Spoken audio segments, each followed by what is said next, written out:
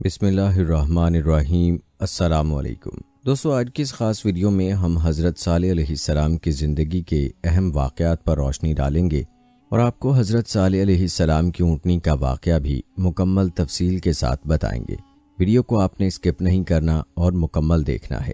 دوستو، آپ کو بتاتے چلیں کہ صالح علیہ السلام اللہ تعالیٰ کے نبی ہیں جن کا قرآن مجید اور بائبل کے عہد نامہ قدیم میں ذکر ملتا ہے۔ یہ قوم سمود کی طرف مبعوث کیے گئے تھے۔ آپ حضرت نوح علیہ السلام کے بیٹے سام کی نسل میں سے ہیں۔ آپ کا سلسلہ نسب کچھ یوں ہے: صالح بن عبیر بن سیاف بن معشیح بن عبید بن خاضر بن سمود بن ارم بن سام بن نوح۔ روایات بتاتی ہیں کہ آج سے کم 4000 سال پہلے حجاز مقدس اور تبوک کے درمیان حجر نامی جگہ میں ایک قوم سمود آباد تھی۔ یہ جگہ آج کل مدائن صالح کے نام سے مشہور ہے۔ یہ ایک پہاڑی علاقہ ہے۔ اس قوم نے بہت ترقی کی۔ ان کی ترقی کی وجہ یہ تھی کہ یہ لوگ پہاڑوں میں گھر بنا کر رہتے تھے،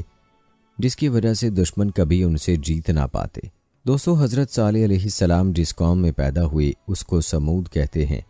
اور سمود کا ذکر 9 سورتوں میں کیا گیا ہے۔ دوستو، یاد رہے کہ صالح علیہ السلام کی قوم کا نام سمود اس نسبت سے ہے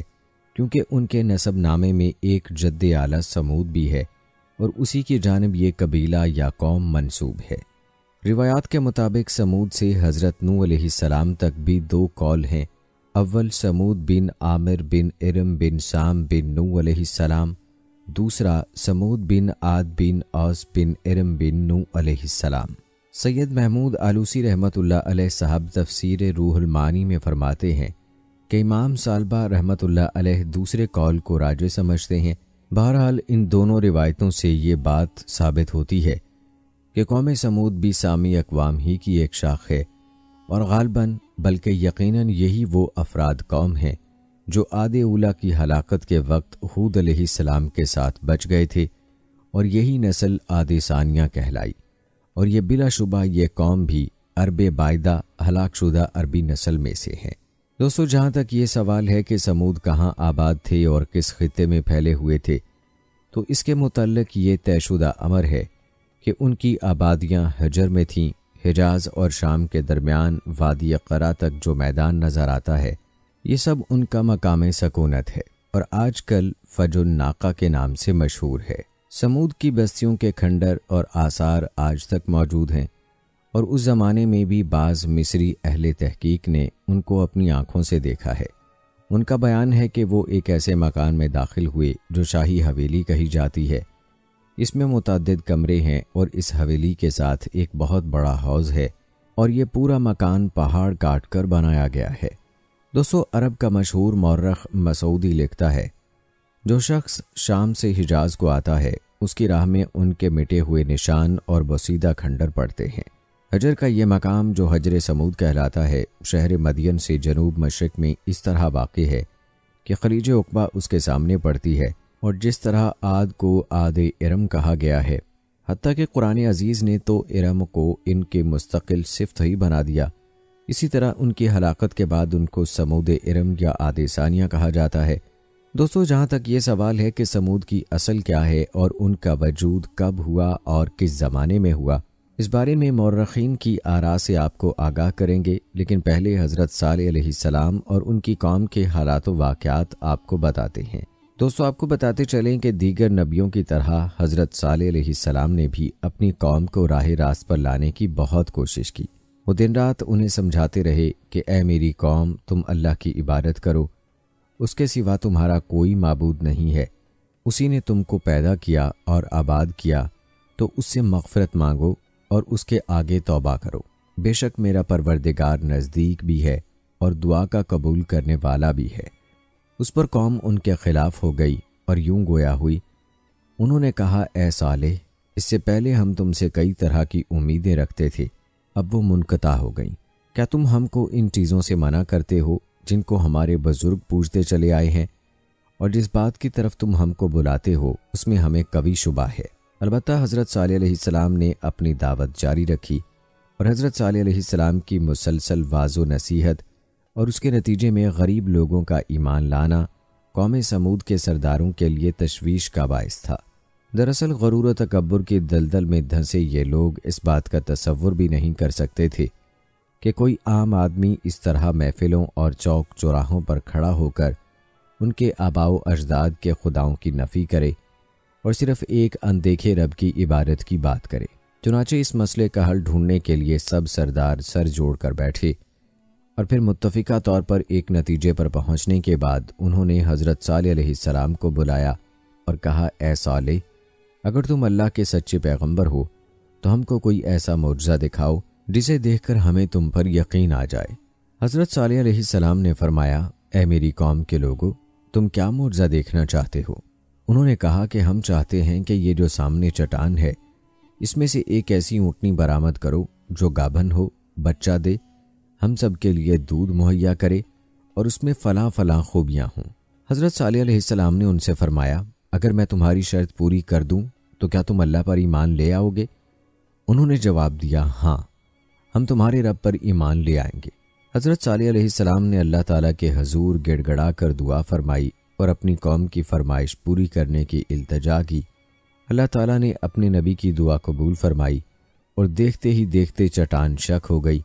اور اس میں سے ایک طویل القامت خوبصورت اونٹنی برآمد ہوئی جس میں وہ سب خوبیاں تھیں جن کی قوم سمود نے فرمائش کی تھی۔ یہ محیر العقول منظر دیکھ کر قوم سمود لاجواب ہو گئی۔ اس موقع پر قوم کے سرداروں میں سے ایک جندہ بن عمر بن محلات بن لبید اپنے چند ساتھیوں کے ساتھ ایمان لے آیا،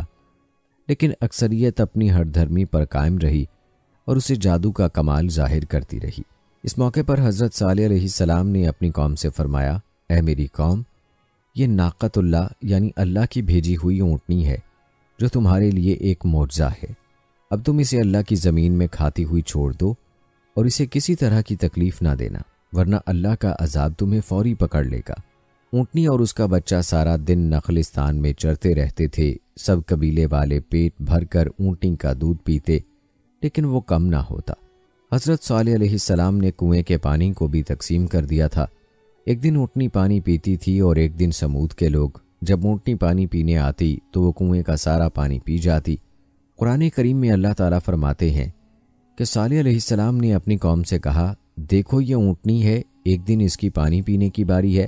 اور ایک معین روز تمہاری باری، اور اس کو کوئی تکلیف نہ دینا،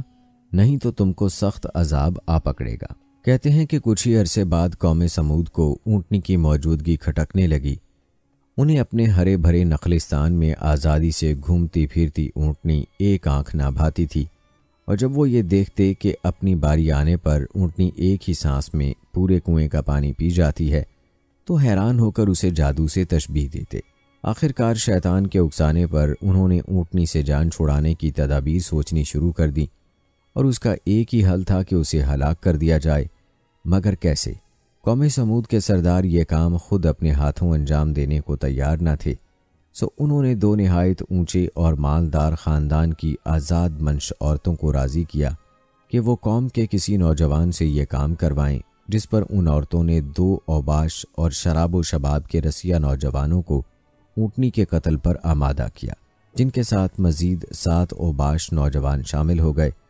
قرآن پاک کی سورہ نمل میں اللہ تعالیٰ نے حضرت صالح علیہ السلام کا واقعہ بیان کرتے ہوئے فرمایا، شہر میں 9 افراد کی ایک جماعت تھی جو ملک میں فساد مچاتے پھرتے تھے اور اصلاح نہیں کرتے تھے، اور پھر حسب پروگرام ایک دن یہ 9 افراد اونٹنی کے انتظار میں کنویں کے پاس گھات لگا کر بیٹھ گئے، جبکہ قوم کے لوگ اللہ کے عذاب کے ڈر سے چھپ کر یہ منظر دیکھنے لگے۔ جب اونٹنی کنویں کے قریب آئی تو مزدہ نامی شخص نے تیر چلایا جو اس کی پنڈلی میں پیوست ہو گیا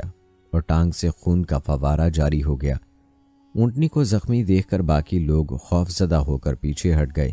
یہ منظر دیکھ کر دونوں عورتیں آگے بڑھیں اور مردوں کو برا بھلا کہنا شروع کر دیا، جس پر قبیلے کا سب سے قوی شخص قدار بن سالف آگے بڑھا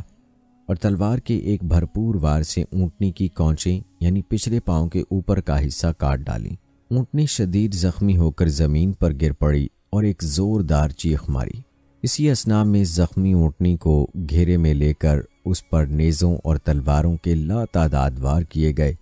جس سے وہ ہلاک ہو گئی۔ ادھر اس کا بچہ بھاگتا ہوا پہاڑ پر چڑھا اور چیخیں مارتا غائب ہو گیا۔ ایک روایت یہ بھی ہے کہ ان درندوں نے پیچھا کر کے اسے بھی مار ڈالا۔ واللہ عالم۔ دوستو کہا جاتا ہے کہ اونٹنی کے قتل کے بعد جب ان لوگوں نے دیکھا کہ کوئی عذاب نازل نہیں ہوا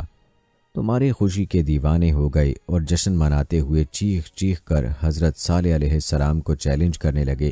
کہ تم جس عذاب سے ڈراتے ہو اسے لا کر دکھاؤ۔ قرآن پاک میں ارشاد باری تعالیٰ ہے، آخر انہوں نے اونٹنی کی کونچیں کاٹ ڈالیں اور اپنے پروردگار کے حکم سے سرکشی کی اور کہنے لگے کہ صالح جس چیز سے تم ہمیں ڈراتے تھے اگر تم اللہ کے پیغمبر ہو تو اسے ہم پر لے آؤ۔ کہا جاتا ہے کہ ناقۃ اللہ یعنی اللہ کی اونٹنی کے قتل کی خبر سن کر حضرت صالح علیہ السلام آپ دیدہ ہو گئے اور فرمایا،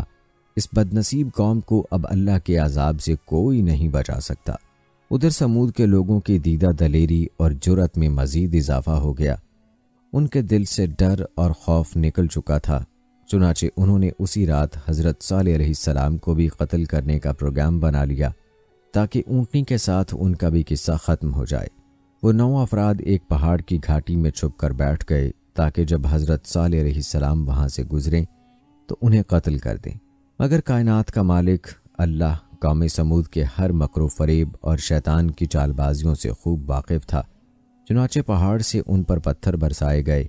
جن سے وہ سب ہلاک ہو گئے۔ دوسرے دن جب لوگوں کا وہاں سے گزر ہوا تو دیکھا کہ 9 کے 9 افراد پتھروں کے نیچے مرے پڑے تھے۔ دوستو یاد رہے کہ حضرت صالح علیہ السلام کو اونٹنی کے قتل کا بڑا غم تھا اور اب اتمام حجت ہو چکا تھا۔ اللہ تعالیٰ کے وعدے کے مطابق اب عذاب آنا ہی تھا، لہٰذا حضرت صالح علیہ السلام نے اپنی قوم کو مطلع فرمایا کہ اب تمہارے پاس عیش و عشرت کے صرف 3 دن بچے ہیں، اس کے بعد ایک سخت عذاب تم پر نازل ہوگا۔ اللہ تعالیٰ فرماتا ہے کہ جب انہوں نے کونچیں کاٹ ڈالیں تو صالح علیہ السلام نے کہا کہ اپنے گھروں میں 3 دن اور فائدے اٹھا لو، یہ وعدہ جھوٹا نہیں ہے۔ حضرت صالح علیہ السلام کی بات سن کر وہ لوگ ہنسی مذاق اور استہزاء کرنے لگے اور طنزیہ استفسار کیا کہ یہ 3 دن ہم کیسے گزاریں گے۔ حضرت صالح علیہ السلام نے فرمایا، پہلے دن تمہارے چہرے زرد ہو جائیں گے، دوسرے دن رنگ سرخ ہو جائے گا اور تیسرے دن تمہارے چہروں پر نحوست پوری طرح عیاں ہو جائے گی، یعنی وہ سیاہ پڑ جائیں گے، اور چوتھے دن تم پر قہر الہی نازل ہوگا۔ اور پھر جب تینوں دن ایسا ہی ہوا تو وہ خوفزدہ ہو گئے اور انتظار کرنے لگے کہ اب کس قسم کا عذاب نازل ہونے والا ہے۔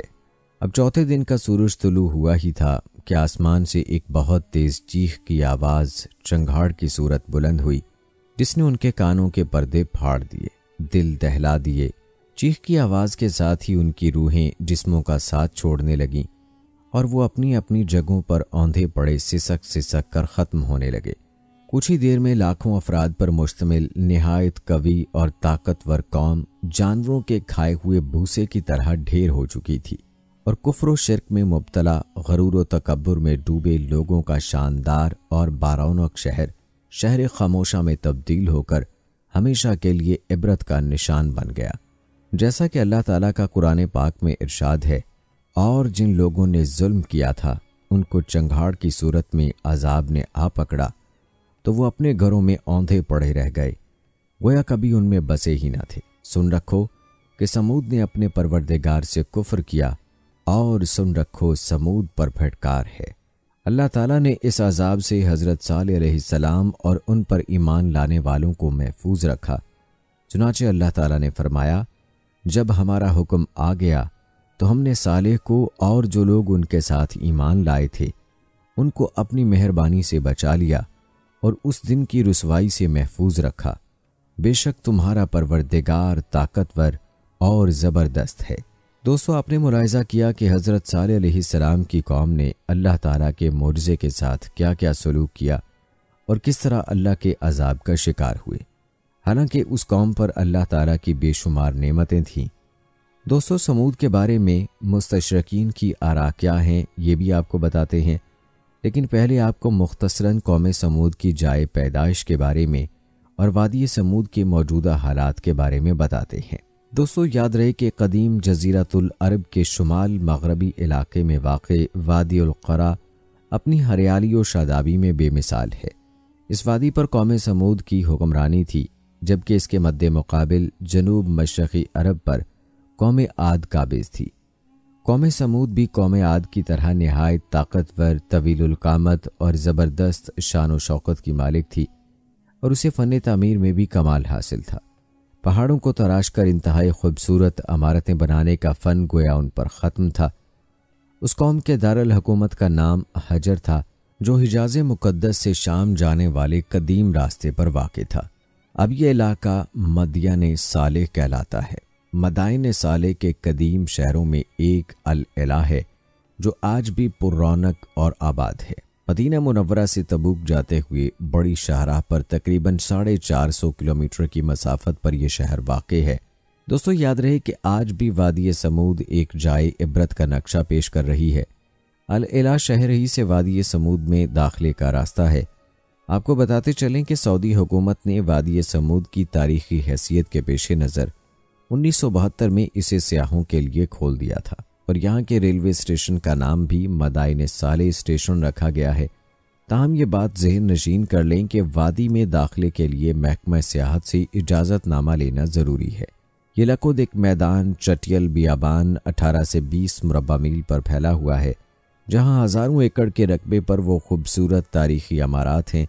جنہیں قوم سمود نے سخت سرخ چٹانیں تراش کر بنایا تھا۔ دوسری جانب نرم میدانی علاقوں میں عالی شان مکانات کے کھنڈرات ہیں۔ 1000 سال قبل مسیح کے ان فن پاروں کو دیکھ کر آج کے جدید ترقی یافتہ انسان اور ماہر تعمیرات حیران رہ جاتے ہیں۔ سرخ پہاڑوں کے اندر اس شہر خاموشاں کی ہزاروں تاریخی عمارتوں کی موجودگی یہ بتاتی ہے کہ اس زمانے میں بھی اس شہر کی آبادی 4 یا 5 لاکھ سے کم نہ ہوگی، جسے ان کی بدعمالیوں اور نافرمانیوں کے سبب ایک زوردار، تیز اور ہولناک آواز کے ذریعے آنن فانن ہلاک کر دیا گیا۔ جیسا کہ قرآن پاک میں اللہ تعالیٰ فرماتے ہیں، اور سمود کے ساتھ کیا کیا جو وادی قرا میں پتھر تراشتے اور گھر بناتے تھے۔ دوستو قرآن پاک میں اللہ تعالیٰ فرماتے ہیں کہ میری بنائی ہوئی زمین میں گھومو پھرو، اس کی سیر کرو اور دیکھ کہ ان لوگوں کا انجام کیا ہوا جنہوں نے اللہ کو جھٹلایا، جنہوں نے اللہ کی نافرمانی کی، جنہوں نے ظلم کیا اور شرک کیا۔ اور یہ نشانیاں اللہ تعالیٰ نے اسی لیے باقی رکھی ہیں کہ جن کو دیکھ کر انسان کو چاہیے کہ اللہ کے ان عذابوں سے عبرت حاصل کرے جو سابقہ قوموں پر نازل ہوئے۔ جن گناہوں کی وجہ سے وہ لوگ تباہ ہوئے، ان گناہوں سے ہمیں دور رہنا چاہیے۔ دوستو آئیے اب آپ کو بتاتے ہیں کہ یورپ کے مستشرقین سمود کی اصل کے بارے میں کیا کہتے ہیں اور ان کے وجود کے بارے میں ان کی آراء کیا ہیں۔ اس سوال کے جواب میں 2 گروہ ہیں۔ ایک فریق کہتا ہے کہ یہ یہود کا ایک گروہ تھا جو فلسطین میں داخل نہیں ہوا تھا اور یہیں بس گیا تھا، مگر یہ قول نہ صرف پایہ تحقیق سے گرا ہوا ہے بلکہ قطعاً غلط اور محمل ہے، اس لیے کہ تمام مورخین باتفاق آراء یہ تسلیم کرتے ہیں کہ ابھی وہ زمانہ قریب بھی نہ آیا تھا کہ حضرت موسیٰ علیہ السلام بنی اسرائیل کو مصر سے لے کر نکلتے کہ سمود کی آبادیاں ہلاک و تباہ ہو چکی تھیں اور ان کا قلعہ قمع ہو چکا تھا۔ نیز قرآن عزیز تصریح کرتا ہے کہ جب حضرت موسیٰ علیہ السلام کو قوم فرعون نے جھٹلایا تو آل فرعون ہی میں سے ایک مرد مومن نے یہ کہہ کر اپنی قوم کو ڈرایا کہ تمہاری اس تکذیب کا نتیجہ کہیں وہی نہ ہو جو تم سے پہلے قوم نوح، عاد اور سمود اور ان کے بعد کی قوموں کا اپنے پیغمبروں کی تکذیب کی وجہ سے ہوا تھا۔ دوستو آپ کو بتاتے چلیں کہ یورپ میں جو مورخین مشرق کی تاریخ اور مشرقی علوم سے شغف رکھتے اور ان کے متعلق مباحث و نظریات قائم کرتے ہیں، ان کو مستشرق کہا جاتا ہے۔ ان میں سے بعض اگرچہ حقیقتاً حذاقت و مہارت رکھتے ہیں، مگر اکثر محض ذنی اور تخمینی بلکہ من گھڑت نظریے قائم کر کے مشرق سے یا تعصب کا ثبوت دیتے ہیں۔ مستشرقین کی دوسری جماعت کہتی ہے کہ یہ امالکہ میں سے تھے اور فرات کے مغربی ساحل سے اٹھ کر یہاں آباد ہو گئے تھے۔ ان میں سے بعض کا یہ خیال ہے کہ یہ ان امالکہ میں سے تھے جن کو مصر کے بادشاہ احمس نے خارج البلد کر دیا تھا، اور چونکہ مصر کے زمانے میں فنسنگ تراشی میں انہوں نے کمال حاصل کر لیا تھا، اس لیے حجر جا کر پہاڑوں اور پتھروں کو تراش کر بے نظیر عمارات تعمیر کی اور عام رائج طریقے پر بھی عالی شان محل بنائے۔ پہلے بھی ذکر ہو چکا ہے کہ عاد و سمود سامی اقوام میں سے ہیں اور یہ کہ اہل عرب ان کو محض یہود کی غلط تقلید میں امالکہ میں سے کہہ دیتے ہیں، حالانکہ املیک بن عود کا اس نسل سے کوئی رشتہ نہیں تھا، اس لیے یہ قول بھی صحیح نہیں ہے۔ دوستو، ان تمام آراء کے خلاف محققین کی رائے یہ ہے کہ یہ عاد کا بقیہ ہیں اور یہی صحیح اور راجح قول ہے، اور اہل حضر موت کا یہ دعویٰ کہ سمود کی آبادیاں اور محلات عاد کی صناعی کا نتیجہ ہیں، اس قول کا مخالف نہیں ہے کہ سمود فن تعمیر میں ید طولہ رکھتے تھے اور یہ عمارات ان کی اپنی تعمیر ہیں، اس لیے کہ عاد اولا اور عاد ثانیہ بہرحال عاد ہیں۔ حضرت صالح علیہ السلام کا اپنی قوم سے یہ خطاب بھی اس کی تائید کرتا ہے، اور تم اس وقت کو یاد کرو کہ تم کو خدا نے عاد کے بعد ان کا قائم مقام بنایا اور تم کو زمین پر جگہ دی کہ تم اس کی سطح اور نرم حصوں پر محلات بناتے ہو، اور تم کو زمین پر جگہ دی کہ تم اس کی سطح اور نرم حصوں پر محلات بناتے ہو، اور سنگ تراشی کر کے پہاڑوں میں مکان تراشتے ہو۔ دوستو، رہا سمود کے زمانے کا مسئلہ، سو اس کے متعلق کوئی فیصلہ کن وقت نہیں بتایا جا سکتا، اس لیے کہ تاریخ اس بارے میں غیر مطمئن ہے۔ البتہ یہ یقینی طور پر کہا جا سکتا ہے کہ ان کا زمانہ حضرت ابراہیم علیہ السلام سے پہلے کا زمانہ ہے، اور وہ اس جلیل القدر پیغمبر کی بعثت سے بہت پہلے ہلاک ہو چکے تھے۔ یہ بات بھی قابل لحاظ ہے کہ سمود کی آبادیوں کے قریب بعض ایسی قبریں پائی جاتی ہیں کہ جن پر آرامی زبان کے کتبے لگے ہوئے ہیں، اور ان کتبوں پر جو تاریخ کندہ ہے وہ حضرت عیسیٰ علیہ السلام کی ولادت سے پہلے کی ہے، تو اس سے یہ مغالطہ ہوتا ہے کہ یہ قوم حضرت موسیٰ علیہ السلام کے بعد وجود میں آئی ہے، حالانکہ ایسا نہیں ہے۔ یہ دراصل ان لوگوں کی قبریں ہیں جو اس قوم کی ہلاکت کے ہزاروں برس کے بعد اتفاقاً یہاں آ کر بس گئے، اور انہوں نے اپنے بزرگوں کے آثار کی قدامت ظاہر کرنے کے لیے آرامی خط میں جو قدیم خط ہے اپنے کتبے لکھ کر لگا دیے تاکہ یادگار رہیں، ورنہ وہ قبریں نہ سمود کی ہیں اور نہ ان کا یہ زمانہ ہے۔ مصر کا مشہور عیسائی مورخ جورجی زیدان اپنی کتاب العرب قبل الاسلام میں اسی کے قریب قریب لکھتا ہے، کہتا ہے، آثار و کتبات کے پڑھنے سے جو ظاہر ہوتا ہے وہ یہ ہے کہ صالح علیہ السلام کی قوم کی بستیاں ولادت مسیح سے کچھ پہلے نبتیوں کے اقتدار میں آ گئی تھیں۔ یہ لوگ بطرہ کے ساکنین میں سے تھے، اور ان کے آثار اور ٹیلوں کو بہت سے مستشرقین نے خود دیکھا ہے۔ انہی کے آثار کو انہوں نے پڑھا ہے جو پتھروں پر کندہ ہیں۔ ان میں سب سے زیادہ اہم وہ کھنڈر ہیں جو قصر بنت، قبر باشا، قلعہ اور برج کے ناموں سے موسوم ہیں۔ ان پر جو کچھ تحریر ہے وہ نبتی تحریر میں ہے، اور ان میں سے بعض یا سب کے سب وہی تحریریں ہیں جو قبروں پر کندہ ہیں۔ دوستو، مستشرقین نے یہاں جو کچھ پایا ان میں سے ایک کتبہ وہ بھی ہے جو پتھر پر نبتی حروف میں کندہ ہے اور ولادت مسیح علیہ السلام سے قریب زمانے کا مکتوب ہے۔ کندہ عبارت کا مضمون یہ ہے، مقبرہ کمکم بنت وائلہ بنت حرم نے اور کمکم کی بیٹی کلیبہ نے اپنے لیے اور اپنی اولاد کے لیے بنوایا ہے۔ اس کی بنا بہت اچھے مہینوں میں شروع کی گئی ہے۔ یہ نبتیوں کے بادشاہ حارث کے تخت نشینی کا 9واں سال ہے۔ وہ حارث جو اپنے قبیلے کا عاشق صادق ہے، پس عملی ذی شورا اور شاہ لات، امند، منوت اور قیس کی ان پر لعنت ہو، جو ان قبروں کو فروخت کرے یا رہن رکھے، یا ان سے کسی جسم کو یا عضو کو نکالے، یا کمکم اس کی بیٹی اور اس کی اولاد کے علاوہ کسی کو دفن کرے، اور جو شخص بھی اس پر لکھے ہوئے کی مخالفت کرے اس پر ذی شورا، حبل، منوت کی 5 لعنتیں ہوں، اور جو ساحر اس کے خلاف کرے اس پر 1000 درہم حارسی کا تاوان واجب ہے، مگر یہ کہ اس کے ہاتھ میں کمکم کلبیہ یا اس کی اولاد میں سے کسی کے ہاتھ کی تحریر ہو جس میں اس اجنبی قبر کے لیے صاف اور صریح الفاظ میں اجازت موجود ہو، اور وہ اصل ہو، جعلی نہ ہو۔ اس مقبرے کو وہبل اللات بن عبادہ نے بنایا۔ دوستو، جہاں تک اہل سمود کے مذہب کی بات ہے، سمود اپنے بت پرست پیشوؤں کی طرح بت پرست تھے۔ خدائے واحد کے علاوہ بہت سے معبودان باطل کے پرستار اور شرک میں مبتلا تھے، اس لیے ان کی اصلاح اور احقاق حق کے لیے انہی کے قبیلے میں سے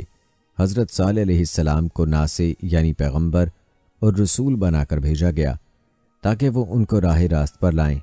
ان کو خدا کی نعمتیں یاد دلائیں جن سے صبح و شام وہ محظوظ ہوتے رہتے ہیں، اور ان پر واضح کریں کہ کائنات کی ہر شے خدا کی توحید اور یکتائی پر شاہد ہے، اور یقینی دلائل اور مسکت براہین کے ساتھ ان کی گمراہی کو ظاہر کریں، اور بتائیں کہ پرستش و عبادت کے لائق ذات احد کے علاوہ دوسرا کوئی نہیں ہے۔ اس کے علاوہ یہ بھی ایک تاریخی سوال ہے کہ جب سمود ہلاک و برباد ہو گئے تو صالح علیہ السلام اور ان پر ایمان لانے والے مسلمانوں نے کہاں سکونت اختیار کی؟ تو اس سوال کا جواب یقینی اور حتمی طور پر دینا تو قریب قریب ناممکن ہے۔ البتہ غالب گمان یہ ہے کہ وہ قوم کی ہلاکت کے بعد علاقہ فلسطین میں آ کر آباد ہوئے، اس لیے کہ حجر کے قریب یہی مقام ایسا تھا جو سرسبز و شاداب اور مویشیوں کے پانی اور چارے کے لیے بہترین تھا، اور فلسطین کے علاقے میں یہ جگہ نواحی رملہ ہوگی یا کوئی دوسرا مقام۔ علماء تفسیر اس کے جواب میں متعدد اقوال پیش فرماتے ہیں، یہ اقوال ملاحظہ فرمائیں۔ نمبر 1، وہ فلسطین کے علاقے میں رملہ کے قریب آباد ہوئے، خاندان نے اسی قول کو اختیار کیا ہے۔ نمبر 2، وہ حضر موت میں آ کر آباد ہوئے، اس لیے کہ ان کا اصل وطن یہی تھا، یا اس لیے کہ یہ احقاف ہی کا ایک حصہ ہے۔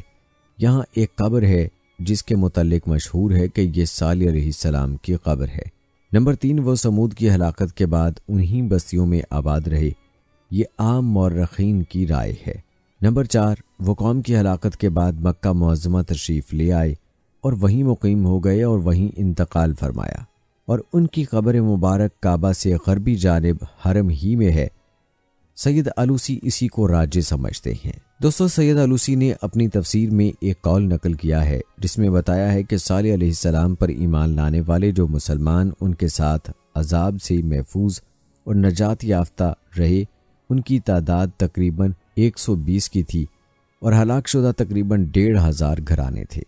دوستو، ان اقوال کے علاوہ آئیے آپ کو یہ بھی بتاتے ہیں کہ قرآن پاک کی آیات میں کیا تذکرہ ہے جو ان واقعات کا حقیقی سرچشمہ ہے،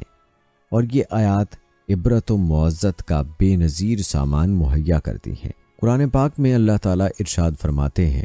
اور اسی طرح ہم نے قوم سمود کی طرف اس کے بھائی بندوں میں سے صالح کو بھیجا۔ اس نے کہا، اے میری قوم کے لوگو، اللہ کی بندگی کرو، اس کے سوا تمہارا کوئی معبود نہیں۔ دیکھو، تمہارے پروردگار کی طرف سے ایک واضح دلیل تمہارے سامنے آ چکی ہے۔ یہ خدا کے نام چھوڑی ہوئی اونٹنی تمہارے لیے ایک فیصلہ کن نشانی ہے، بس اسے کھلا چھوڑ دو کہ خدا کی زمین میں جہاں چاہے چرے، اسے کسی طرح کا نقصان نہ پہنچاؤ کہ اس کی پاداش میں عذاب جان کا تمہیں آ پکڑے۔ اور وہ وقت یاد کرو کہ خدا نے تمہیں قوم عاد کے بعد اس کا جانشین بنایا اور اس سرزمین میں اس طرح بسا دیا کہ میدانوں سے محل بنانے کا کام لیتے ہوں اور پہاڑوں کو بھی تراش کر اپنا گھر بنا لیتے ہوں۔ یہ اس کا تم پر احسان ہے۔ پس اللہ تعالیٰ کی نعمتیں یاد کرو اور ملک میں سرکشی کرتے ہوئے خرابی نہ پھیلاؤ۔ دوستو، روایات بتاتی ہیں کہ قوم کے جن سربر آوردہ لوگوں کو اپنی دولت و طاقت کا گھمنڈ تھا، انہوں نے مومنوں سے کہا، اور یہ ان لوگوں میں سے تھے جنہیں افلاس و بے چارگی کی وجہ سے کمزور و حقیر سمجھتے تھے، جیسا کہ ارشاد ہے، کیا تم نے سچ مچ کو معلوم کر لیا ہے کہ صالح خدا کا بھیجا ہوا ہے؟ یعنی ہمیں تو ایسی کوئی بات اس میں دکھائی دیتی نہیں۔ انہوں نے کہا، ہاں، بے شک جس پیام حق کے ساتھ وہ بھیجا گیا ہے ہم اس پر پورا یقین رکھتے ہیں۔ اس پر گھمنڈ کرنے والوں نے کہا، تمہیں جس بات کا یقین ہے ہمیں اس سے انکار ہے۔ غرض کہ انہوں نے اونٹنی کو کاٹ ڈالا اور اپنے پروردگار کے حکم سے سرکشی کی۔ انہوں نے کہا، اے صالح، اگر تم واقعی پیغمبروں میں سے ہو تو اب وہ بات ہم پر لا دکھاؤ جس کا تم نے ہمیں خوف دلایا تھا۔ پس ایسا ہوا کہ لرزا دینے والی ہولناکی نے انہیں آ لیا، اور جب ان پر صبح ہوئی تو گھروں میں اوندھے منہ پڑے تھے۔ پھر صالح ان سے کنارہ کش ہو گیا۔ اس نے کہا، اے میری قوم کے لوگو، میں نے اپنے پروردگار کا پیام تمہیں پہنچایا اور نصیحت کی، مگر افسوس تم پر، تم نصیحت کرنے والوں کو پسند نہیں کرتے۔ اسی طرح ایک اور مقام پر ارشاد ہے، اور دیکھو، حجر کے لوگوں نے بھی رسولوں کی بات جھٹلائی، ہم نے اپنی نشانیاں انہیں دکھائیں مگر وہ روگردانی ہی کرتے رہے۔ وہ پہاڑ تراش کر گھر بناتے تھے کہ محفوظ رہیں، لیکن یہ حفاظتیں کچھ بھی کام نہ آئیں۔ ایک دن صبح کو اٹھے تو ایک ہولناک آواز نے آ پکڑا، اور جو کچھ انہوں نے اپنی سعی و عمل سے کمایا تھا وہ کچھ بھی ان کے کام نہ آیا۔ اور ایک اور مقام پر یوں ارشاد ہے، جھٹلایا سمود نے پیغام لانے والوں کو، جب کہا ان کو ان کے بھائی صالح نے، کیا تم ڈرتے نہیں؟ میں تمہارے پاس پیغام لانے والا ہوں معتبر، سو ڈرو اللہ سے اور میرا کہا مانو، اور نہیں مانگتا میں تم سے اس پر کچھ بدلہ، میرا بدلہ ہے اسی جہان کے پالنے والے پر۔ کیا چھوڑے رکھیں گے تم کو یہاں کی چیزوں میں بے خوف، باغوں اور چشموں میں اور کھیتوں میں اور کھجوروں میں جن کا خوشہ نرم ہے، اور تراشتے ہو پہاڑوں میں گھر تکلف کے، سو ڈرو اللہ سے اور میرا کہا مانو، اور نہ مانو حکم بے باک لوگوں کا جو خرابی کرتے ہیں ملک میں اور اصلاح نہیں کرتے۔ بولے تجھ پر تو کسی نے جادو کیا ہے، تو بھی ایک آدمی ہے جیسے ہم، سو لے آ کچھ نشانی اگر تو سچا ہے۔ کہا یہ اونٹنی ہے، اس کے لیے پانی پینے کی ایک باری، اور تمہارے لیے باری ایک دن مقرر، اور مت چھیڑیو اس کو بری طرح سے، پھر پکڑ لے تم کو آفت ایک بڑے دن کی، پھر کونچے کاٹیں اس اونٹنی کی، پھر کل کو پچھتاتے رہ گئے، پھر آ پکڑا ان کو عذاب نے۔ البتہ اس بات میں نشانی ہے، اور ان میں بہت لوگ نہیں ماننے والے، اور تیرا رب وہی ہے زبردست رحم کرنے والا۔ دوستو، قوم سمود کا تذکرہ قرآن پاک کی بہت سی آیات میں ہوا ہے۔ بیان کی گئی آیات کے علاوہ بھی کئی آیات ہیں جن میں قوم سمود کا ذکر ملتا ہے، اور ان کی سرکشی کا جن میں بیان ہے، اور اللہ کے عذاب کا بھی ذکر ہے۔ یاد رہے کہ اللہ تعالیٰ نے ان قوموں کو ذکر قرآن پاک میں اس لیے فرمایا ہے تاکہ ہم ان واقعات سے عبرت پکڑیں اور اللہ کی نافرمانی اور سرکشی سے دور رہیں، اور خود کو ان تمام گناہوں اور نافرمانیوں سے بچائیں جو گزشتہ قوموں میں پائی جاتی ہیں۔ دوستو، حضرت صالح علیہ السلام کی قوم یعنی قوم سمود کے اس واقعے میں ہمارے لیے کیا عبرتیں موجود ہیں یہ بھی آپ کو بتائیں گے، لیکن پہلے بات کرتے ہیں حضرت صالح علیہ السلام کی وفات کی۔ دوستو، ابن کثیر رحمۃ اللہ علیہ کے مطابق حضرت صالح علیہ السلام کا انتقال 280 برس کی عمر میں ہوا۔ البتہ آپ علیہ السلام کی وفات کے حوالے سے زیادہ معلومات تاریخ کی کتب میں نہیں ملتی۔ دوستو، ہم بات کر رہے تھے قوم سمود کے واقعے میں موجود عبرتوں کی۔ آئیے اس بارے میں مختصر تذکرہ کرتے ہیں۔ دوستو، ناقۃ اللہ اگرچہ صالح علیہ السلام کی صداقت رسالت کی ایک نشانی تھی، تاہم قرآن پاک کی تصریح ہے کہ وہ سمود کے لیے آزمائش اور ابتلا اور نتیجہ و ثمرہ میں ان کی ہلاکت کا نشان ثابت ہوئی، جیسا کہ ارشاد باری تعالیٰ ہے، بے شک ہم بھیجنے والے ہیں ناقہ کو ان کی آزمائش اور امتحان کے لیے، پس تو ان کے انتظار میں رہ اور صبر اختیار کر۔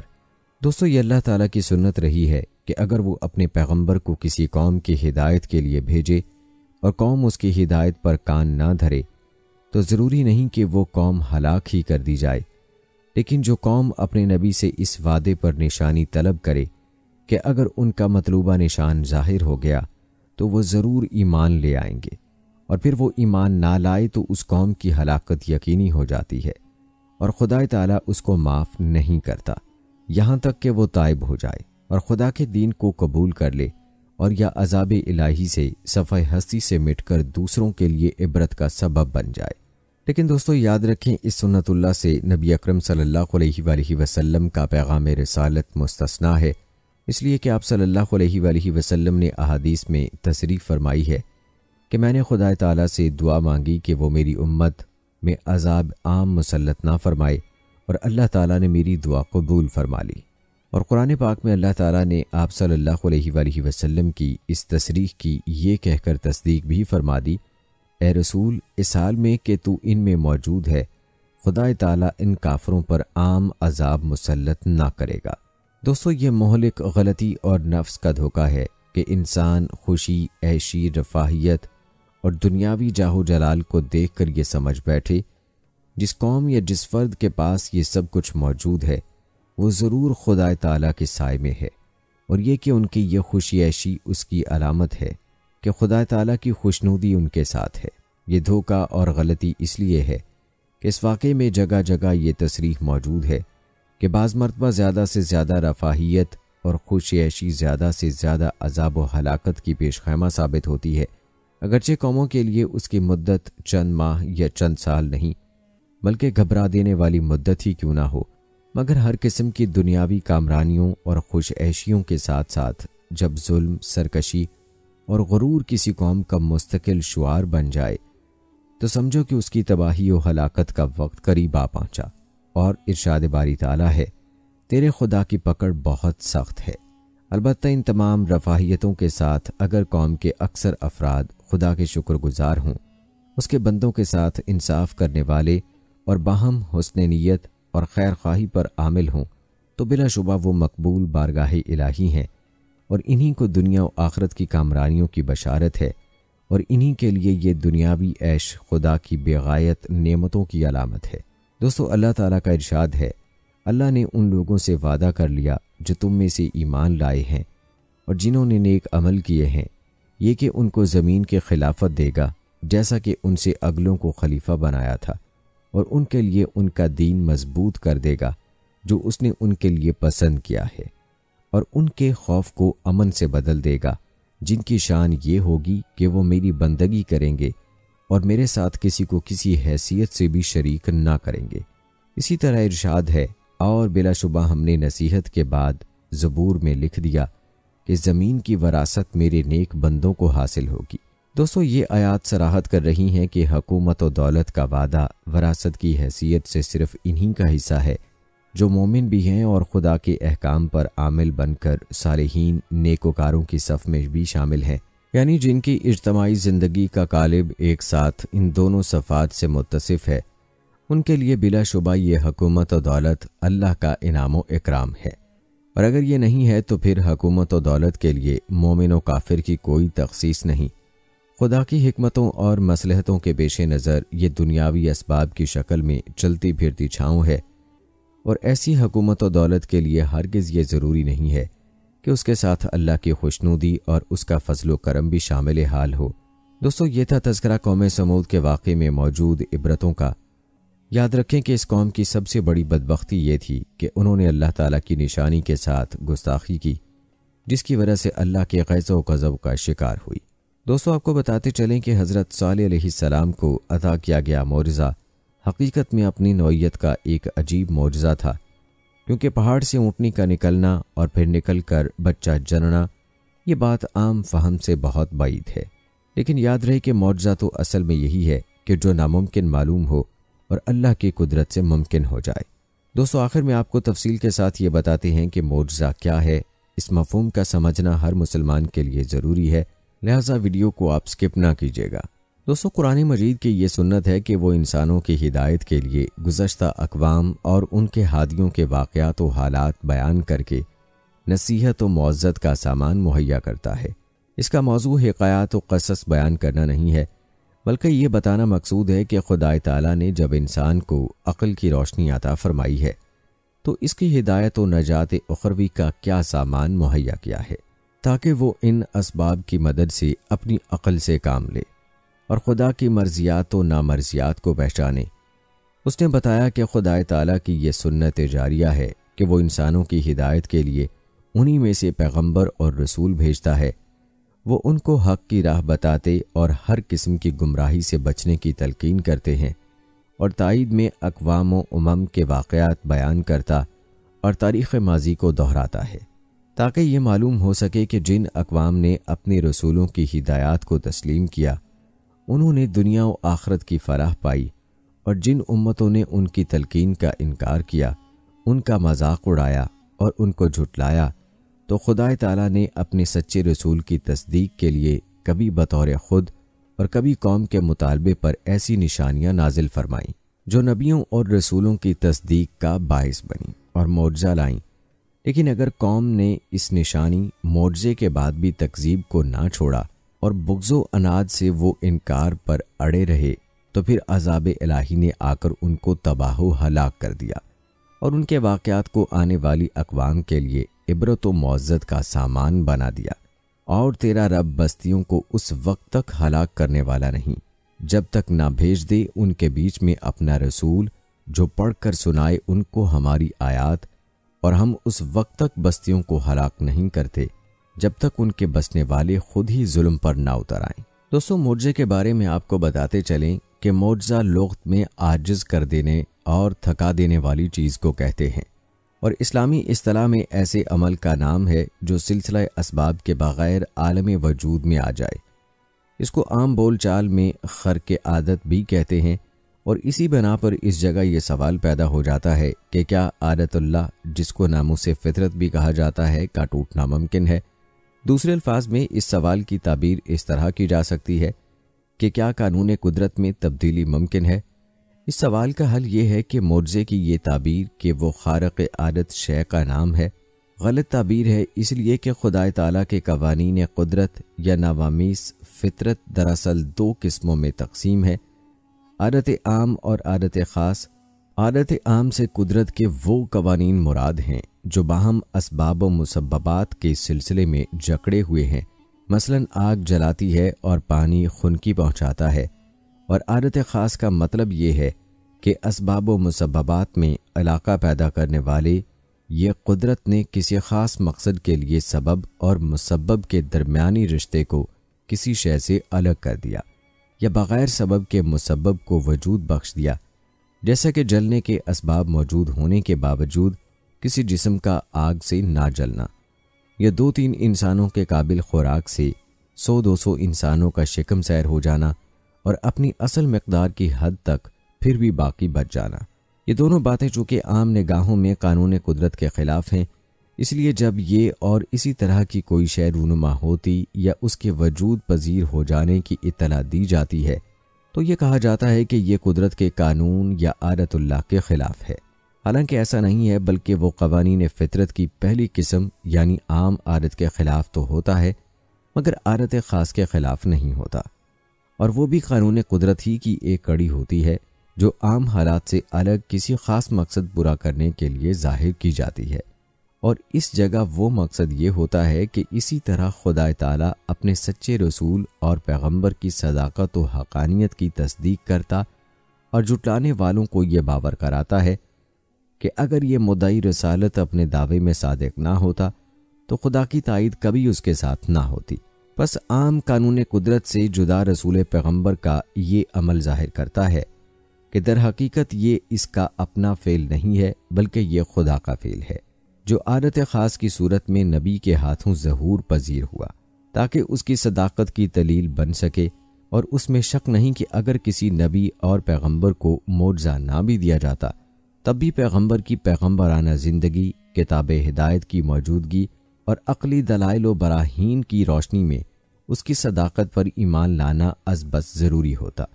اور اس کا انکار مذہب کی اصطلاح میں کفر و جمود مانا جاتا۔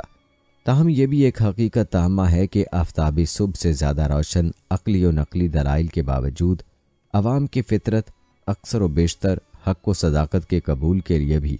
دلائل سے زیادہ ایسے امور سے جلد متاثر ہوتی ہے جو عقل کو حیران اور دماغ کو مرعوب کر کے ان پر یہ ظاہر کر دے کہ دعوی نبوت کے ساتھ نبی کا یہ عمل بلا شبہ خدا کی دی ہوئی ایسی طاقت رکھتا ہے جس کا مقابلہ انسانی طاقت سے بالاتر ہے، اور اس کے مظاہرے کے سامنے عاجز و درماندہ، اور وہ یقین کر لیتے ہیں کہ بے شک و شبہ اس ہستی کو خدا کی تائید حاصل ہے، اور اس لیے جو کچھ بھی کہتا ہے خدا کی جانب سے کہتا ہے۔ تب اس مرحلے پر پہنچ کر عقلیین کا یہ کہنا کہ معجزہ دلیل نبوت نہیں ہے، سر تسر باطل اور حق تعالیٰ کی صداقت کو جھٹلانا ہے، جو کسی طرح بھی ایمان کی علامت نہیں ہو سکتی۔ خلاصہ یہ ہے کہ جب تک نبی اور رسول معجزہ نہ دکھلائے، نبی کی صداقت اس پر موقوف نہیں ہے، لیکن اگر منکرین کے مطالبے پر یا از خود پیغمبر خدا معجزہ کا مظاہرہ کرے تو یقیناً معجزہ دلیل نبوت ٹھہرے گا، اور اس کا انکار صداقت و حقانیت کا انکار اور کفر و جحود کہلائے گا۔ پس ہر خاص و عام کے لیے یہ اعتقاد ضروری ہے کہ انبیاء اور رسل سے جو معجزات ثبوت اور دلالت کے اعتبار سے قطعی اور یقینی ثابت ہو چکے ہیں ان پر ایمان لائے اور ان کے وجود اور ان کی حقیقت کا اعتراف کرے، اس لیے کہ ان میں سے کسی ایک کا بھی انکار در حقیقت اسلام سے انکار ہے۔ البتہ یہ حقیقت کبھی فراموش نہ ہونی چاہیے کہ کسی شخص سے صرف اس قسم کے خارق عادت عمل صادر ہونے کا نام معجزہ نہیں ہے، اور محض اس عمل کے بروئے کار لانے سے وہ نبی نہیں ہو سکتا۔ اس لیے کہ نبی اور رسول کے لیے سب سے پہلے یہ ضروری ہے کہ اس کی تمام زندگی اسی طرح آزمائش و امتحان کی کسوٹی پر اتر چکی ہو کہ اس کا کوئی شعبہ زندگی ناقص اور قابل اعتراض نہ ہو، بلکہ اس کی تمام تر زندگی میں اخلاق کی بلندی، گناہوں سے معصومیت اور صداقت گفتار و کردار کا کمال ہی پایا جاتا ہو۔ پھر اگر ایسا شخص دعوی نبوت کرتا اور اپنے دعوے کی صداقت میں علمی دلائل و براہین کے علاوہ خدا کے نشانات و معجزات بھی پیش کرتا ہے تو بلا شبہ وہ نبی ہے، اور بلا ریب اس کا یہ فعل معجزہ ہے۔ ہم نے ابھی کہا ہے کہ معجزہ در حقیقت نبی کا اپنا عمل نہیں ہوتا، بلکہ وہ خدا تعالیٰ کا فعل ہے جو نبی کے ہاتھوں سے ظاہر ہوتا اور معجزہ کہلاتا ہے۔ یہ اس لیے کہ نبی اور رسول بھی ایک انسان اور بشر ہی ہوتا ہے، اور کسی انسان کی قدرت میں یہ نہیں ہے کہ وہ خدا تعالیٰ کے قوانین عام و خاص میں دخل اندازی یا در اندازی کر سکے۔ یہ تو خدا ہی کی مرضی پر ہے کہ اگر وہ چاہے اور مناسب حال اور تقاضا وقت سمجھے تو نبی اور رسول کے ہاتھ پر ایسے فعل کا ظہور کرا دے جو اس کے قوانین فطرت کی عادت خاص کی قسم میں داخل ہوں، اور اگر نہ چاہے تو نبی اور رسول کے لیے بھی اس کا اظہار ناممکن اور محال ہے۔ غزوہ بدر میں جبکہ 313 کے مقابلے میں ساز و سامان سے مسلح 1000 دشمنوں کا لشکر مسلمانوں پر یلغار کرنے آیا تھا تو آپ صلی اللہ علیہ وآلہ وسلم نے ان کی جانب مٹھی بھر خاک پھینک دی، جس کی وجہ سے ہر لشکر کی آنکھوں میں خاک کے ریزے پہنچے اور وہ بے چین ہو کر آنکھیں ملنے لگا، اور اسی طرح سے مسلمانوں کو حملہ کر کے فتح حاصل ہو گئی۔ اس واقعے کا مختصر اور معجزانہ انداز میں قرآن عزیز نے جس طرح تذکرہ کیا ہے وہ ہمارے اس دعوے کی قوی اور یقینی دلیل ہے۔ اور تم نے اے محمد وہ مٹھی بھر خاک نہیں پھینکی تھی جو تم نے اپنے ہاتھ سے پھینکی، لیکن وہ تو حقیقت میں اللہ تعالیٰ نے پھینکی تھی۔ دوستو غور فرمائیے کہ اس مقام پر نبی کے اس عمل کا جو ان کے ہاتھوں انجام پایا تھا کس عجیب و غریب انداز سے معجزہ ہونا ثابت کیا گیا ہے۔ کہا جاتا ہے کہ اے پیغمبر مٹھی بھر خاک بے شک تمہارے ہاتھ سے پھینکی گئی، اس لیے کہ تمہارے ہاتھ میں تھی، لیکن مٹھی بھر خاک کا یہ اثر کہ دشمن کے محاذ کی دوری اور دشمن کی اتنی بڑی تعداد میں ہونے کے باوجود ان سب کی آنکھوں میں جھونک دی گئی۔ تمہارے ہاتھ سے ناممکن تھا، یہ در حقیقت خدا کا فعل تھا کہ اس کے ید قدرت نے ان تمام دشواریوں کو یکلخت ختم کر کے اس مٹھی بھر خاک کو اس حالت تک پہنچا دیا کہ دشمنوں کا پورا لشکر ہزیمت کھا کر فرار ہو گیا۔ یہی وہ حقیقت ہے جس کو آپ کے سامنے اس طرح واضح کیا گیا کہ معجزہ نبی کا اپنا فعل نہیں ہوتا، بلکہ وہ براہ راست خدا کا فعل ہوتا ہے جو نبی کے ہاتھوں سے اس کی تائید میں کیا جاتا ہے، اور کسی رسول کی طاقت میں نہیں کہ وہ کسی نشانی یا معجزہ لا سکے خدا کی اجازت کے بغیر۔ پس جب خدا کا حکم آ پہنچتا ہے تو حق کے ساتھ فیصلہ کر دیا جاتا ہے، اور اس موقع پر جھٹلانے والے خسارے میں پڑ جاتے ہیں، اور وہ اللہ کی سخت قسمیں کھاتے ہیں کہ اگر ان کے پاس کوئی نشانی آ جائے تو اس پر ضرور ایمان لے آئیں گے۔ اے محمد آپ کہہ دیجئے کہ نشانیاں تو اللہ ہی کے قبضے میں ہیں، اور اے مسلمانوں تم کو خبر نہیں کہ ان کے پاس اگر یہ نشانیاں آ بھی جائیں تو یہ ایمان لانے والے نہیں ہیں۔ دوستو معجزے سے متعلق یہ بحث اسی شخص کے لیے باعث تسکین ہے جو مذہب کے اس بنیادی عقیدے کا قائل ہو کہ تمام اشیاء کے خاص ان کے اپنے ذاتی خاص نہیں ہیں، بلکہ کسی پیدا کرنے والے نے ان کو عطا کیے ہیں۔ جو شخص اس عقیدے کا حامی ہے وہ بآسانی سمجھ سکتا ہے کہ آگ میں جلانے کی خاصیت پیدا کرنے والے نے عام قانون قدرت اس کے لیے یہی رکھا ہے کہ جو شے اس سے چھو جائے، لیکن یہ عقلاً ناممکن نہیں ہے کہ وہ کسی اہم مقصد کی تکمیل کے لیے آگ کی اس خاصیت کو کسی خاص حالت میں سلب کر لے اور وہ اس کے قانون قدرت کے خاص حالت یا خاص عادت شمار ہو۔ لیکن جو شخص اس بنیاد ہی کو تسلیم نہیں کرتا اور ہر شے کے خاص کو اس طرح اس کے ذاتی خاص مانتا ہے کہ اگر کسی حالت اور کسی وقت میں بھی اس خاصیت کا اس شے سے جدا ہونا ممکن نہیں ہے، تو اس شخص سے اول یہ طے کرنا چاہیے کہ کیا عقل یہ باور کر سکتی ہے کہ جو شے خود اپنے وجود میں دوسروں کی محتاج ہو اس کا کوئی خاصہ بھی ذاتی اور غیر منفک ہو سکتا ہے۔ دوستو یہ تھی ہماری آج کی ویڈیو۔ کمنٹ سیکشن میں اپنی رائے کا اظہار لازمی کریں۔ آپ اگلی ویڈیو کون سے اسلامک ٹاپک پر دیکھنا چاہتے ہیں؟ آپ کی قیمتی رائے ہمارے لیے بہت اہمیت رکھتی ہے، اور جانے سے پہلے ویڈیو کو شیئر ضرور کیجیے گا۔ اگر آپ نے ابھی تک ہمارا چینل سبسکرائب نہیں کیا ہے تو ابھی سبسکرائب کر کے بیل نوٹیفیکیشن کو آن کر لیں تاکہ لیٹسٹ اپلوڈ ہونے والی ویڈیوز کا نوٹیفیکیشن آپ کو بر وقت ملتا رہے۔ مجھے اگلی ویڈیو تک اجازت دیں۔ اللہ حافظ۔